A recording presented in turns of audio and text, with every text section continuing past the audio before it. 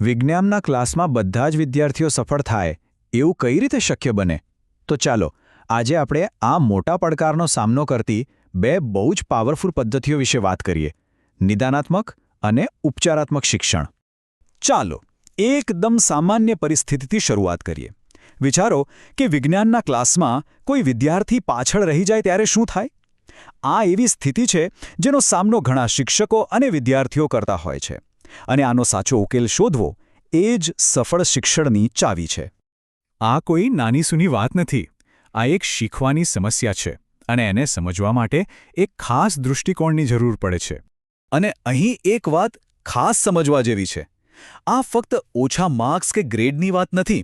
અસલી પડકાર તો એ જાણવાનો છે કે વિદ્યાર્થી સંઘર્ષ શા માટે કરી રહ્યો છે. એની પાછળનું શા માટે શોધવું પડે.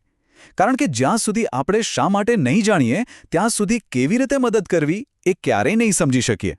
અને આ શા માટે શોધવાની સફર જ્યાં જ આપણને આપણા પહેલા સ્ટેપ પર લઈ આવે છે: નિદાન. આ બિલકુલ એક ડૉક્ટર જેવું કામ છે, જે માત્ર લક્ષણો નથી જોતો પણ બીમારીના મૂળ સુધી પહોંચે છે. તો આ નિદાનાત્મક શિક્ષણ છે શું? એકદમ સરળ શબ્દોમાં કહીએ તો આ એક એવી પ્રક્રિયા છે જેમાં વિદ્યાર્થીને શીખવામાં ક્યાં તકલીફ પડે છે એની પાછળની ચોક્કસ ખામીઓને ઓળખવામાં આવે છે. તમે એને એક શૈક્ષણિક ડિટેક્ટિવ વર્ક પણ કહી શકો, જેમાં શિક્ષક પુરાવા ભેગા કરીને સમસ્યાના મૂળ સુધી પહોંચે છે. એક વાત સમજી લઈએ: નિદાનનો મતલબ ભૂલો પર આંગળી છીંદવાનો બિલકુલ નથી. એનો મુખ્ય હેતુ એ સમજવાનો છે કે આ ભૂલો થઈ કેમ રહી છે. જેવી રીતે કારણ સમજાઈ જાય તરત જ સાચા ઉકેલનો રસ્તો ખુલ્લી જાય છે. વાસ્તવમાં આ કેવું દેખાય? માની લો કે કોઈ વિદ્યાર્થીને વિજ્ઞાનના દાખલા ગણવામાં તકલીફ પડે છે. તો શિક્ષક એક નાનકડી ક્વિઝ લઈને એ શોધી શકે છે કે પ્રોબ્લેમ મૂળભૂત ગણિતમાં છે કે પછી વિજ્ઞાનનો સિદ્ધાંત સમજવામાં. બસ આ જ તો નિદાન છે. ઓકે, તો સમસ્યા તો ઓળખાઈ ગઈ. હવે શું? હવે આવે છે બીજું અને એટલું જ મહત્વનું પગલું: ઉપચાર, એટલે કે સમસ્યાનું સમાધાન. જો નિદાન એ બીમારીનું ટેસ્ટિંગ છે તો ઉપચાર એની અસરકારક દવા છે. ઉપચારાત્મક શિક્ષણ એટલે શું? સિમ્પલ ભાષામાં, નિદાનમાં જે પણ પ્રોબ્લેમ સામે આવ્યા એને સોલ્વ કરવા માટે ખાસ પગલાં લેવા. આ એ સ્ટેજ છે જ્યાં ખરેખર સુધારો થવાનું શરૂ થાય છે.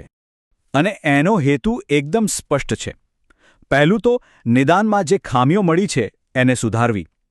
બીજું, ભણતરને વધુ અસરકારક અને સહેલું બનાવવું. અને ત્રીજું, જે સૌથી અગત્યનું છે, વિદ્યાર્થીનો ખોવાયેલો આત્મવિશ્વાસ પાછો લાવવો.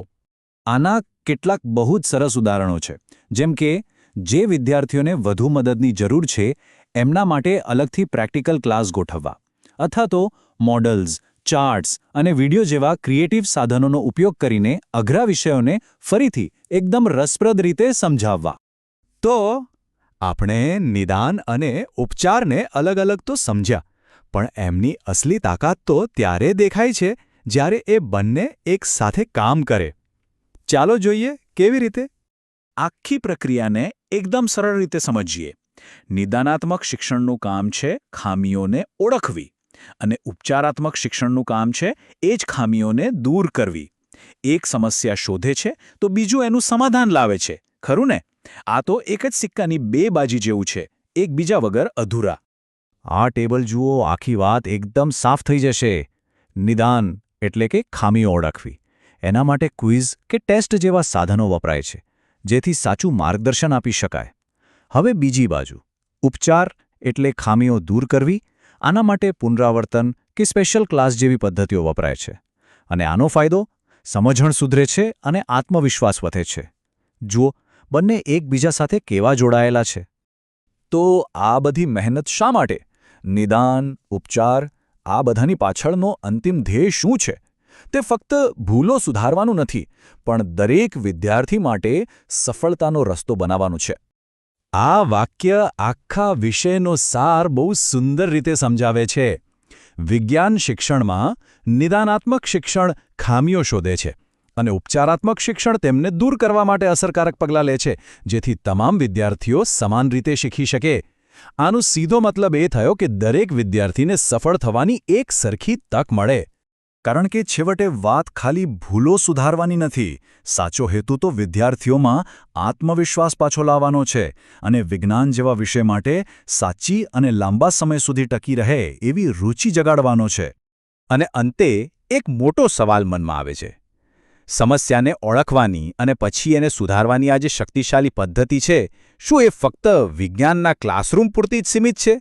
કે પછી આપણી પર્સનલ અને પ્રોફેશનલ લાઈફના બીજા ક્ષેત્રોમાં પણ એ એટલી જ કામ આવી શકે છે? આના પર વિચારવા જેવું ખરું.